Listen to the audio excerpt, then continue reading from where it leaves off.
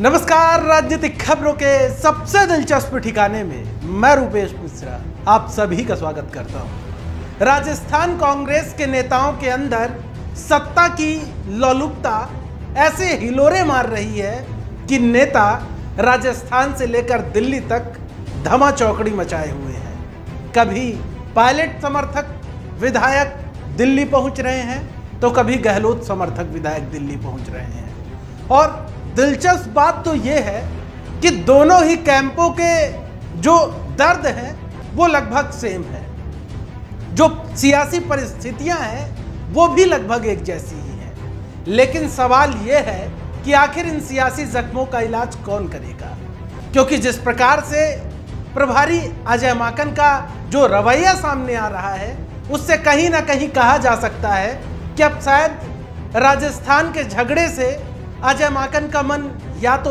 ऊब गया है या तो अब अजय माकन को ये लगने लगा है कि पायलट गहलोत के झगड़े के चक्कर में टांग अड़ाने में बीच में अब कोई औचित्य नहीं रह गया है, क्योंकि ये मामला अब हाई प्रोफाइल हो गया है और अब ये मामला प्रियंका गांधी ही सुलझा सकती हैं। इसमें अजय माकन का कोई खास योगदान भी अब नहीं रहा। इसीलिए मैं बार बार कहता हूं कि अजय माकन सिर्फ और सिर्फ सांकेतिक प्रभारी बनकर रह गए हैं।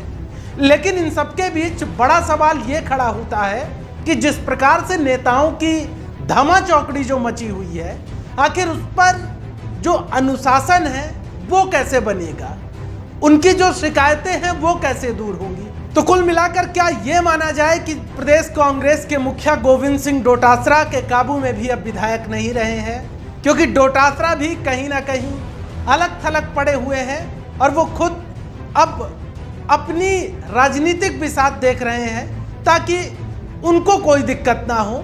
इसलिए कहा जा सकता है कि अन्य विधायकों की समस्याओं को वो भला क्या दूर करेंगे। लेकिन जिस प्रकार से मौजूदा परिस्थितियां चल रही हैं उससे एक बात बिल्कुल आईने की तरह साफ हो रही है कि जो पायलट कैंप की जो प्रेशर पॉलिटिक्स है वो लगभग अब कहीं ना कहीं उसका असर दिखने लगा है राजस्थान की सियासी जमीन पर।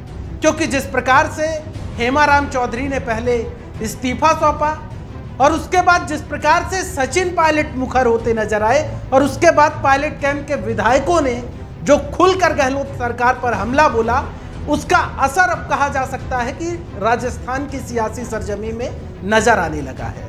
यानी पायलट कैंप के विधायकों को अब जो खुश करने की कवायद है वो शुरू हो गई है, क्योंकि अभी हाल ही में विधानसभा में 19 समितियों का पुनर्गठन किया गया है। उसमें जिस प्रकार से पायलट कैंप के विधायकों को तवज्जो दी गई है उससे कहीं ना कहीं कहा जा सकता है कि अब संतुलन बनाने की जो एक रोड मैप है वो तैयार किया जाने लगा है। आपको बता दें, पायलट समर्थक 3 विधायकों को विधानसभा की 3 कमेटियों का सभापति बनाया है। हेमाराम चौधरी को राजकीय उपक्रम समिति की जिम्मेदारी मिली है। वहीं दीपेंद्र सिंह शेखावत को सदाचार समिति का सभापति बनाया गया। ब्रजेंद्र दोला को प्रश्न व संदर्भ समिति का सभापति बनाया। आपको बता दें, पायलट समर्थक विधायक को 2-2 समितियों में मेंबर भी बनाया गया है। मुरारी लाल मीणा को जनलेखा समिति और सरकारी आश्वासनों संबंधी समिति में जिम्मेदारी सौंपी गई है। वहीं वेद प्रकाश सोलंकी को विशेषाधिकार समिति और अधीनस्थ विभाग समिति में जिम्मेदारी दी गई है। राकेश पारिक को नियति समिति पर्यावरण संबंधी समिति में सदस्य बनाया। वहीं राम निवास गावड़िया को पुस्तकालय समिति और पिछड़े वर्ग के कल्याण समिति संबंधी समिति में लिया है। GR खटाणा को याचिका समिति और पिछड़े वर्ग के कल्याण संबंधी समिति में लिया है। हरीश मीणा को एस्टीमेट कमेटी ए में रखा गया।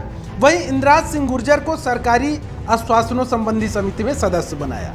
अमर सिंह जाटव को SC कल्याण समिति का सदस्य बनाया। वहीं वीरेंद्र सिंह को राजकीय उपक्रम समिति का सदस्य बनाया है। यानी जिस प्रकार से एकाएक पायलट कैंप के विधायकों पर जो ये मेहरबानी देखी जा रही है उससे कहीं ना कहीं अब कहा जा सकता है कि पायलट की जो प्रेशर पॉलिटिक्स है उसका असर दिखने लगा है। लेकिन अब देखना यह होगा कि जो असल जंग चल रही है मंत्रिमंडल विस्तार की, उसका क्या होता है, क्योंकि मुझे नहीं लगता है कि इन समितियों से पायलट गहलोत के सियासी वर्चस्व की जंग थमने वाली है, क्योंकि असल लड़ाई तो मंत्रिमंडल विस्तार की ही है। अब दोस्तों बात कर लेते हैं भारतीय जनता पार्टी की, क्योंकि जूतम पैजार भारतीय जनता पार्टी में भी मची हुई है और सबसे ज्यादा चर्चाओं में है सतीश पूनिया का दिल्ली दौरा। आपको बता दें, आज सतीश पूनिया की ओम माथुर से मुलाकात हुई और राजस्थान की जो मौजूदा सियासी घटनाक्रम है उसके बारे में सतीश पूनिया ने ओम माथुर को विस्तार से अवगत कराया है। कुल मिलाकर सतीश पूनिया जहां दिल्ली में नेताओं से मुलाकात कर रहे हैं, तो वहीं वसुंधरा कैंप की भी लगातार अलग अलग तरह की प्रतिक्रिया देखने को मिल रही है।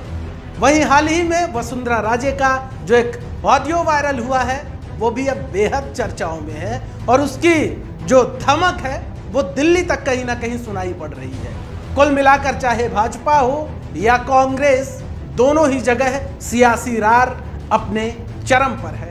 लेकिन अब देखना यह होगा कि जो वर्चस्व की जंग चल रही है इसमें अव्वल कौन होता है। दोस्तों कल फिर हाजिर होंगे सियासत की एक दिलचस्प खबर लेकर, तब तक के लिए नमस्कार।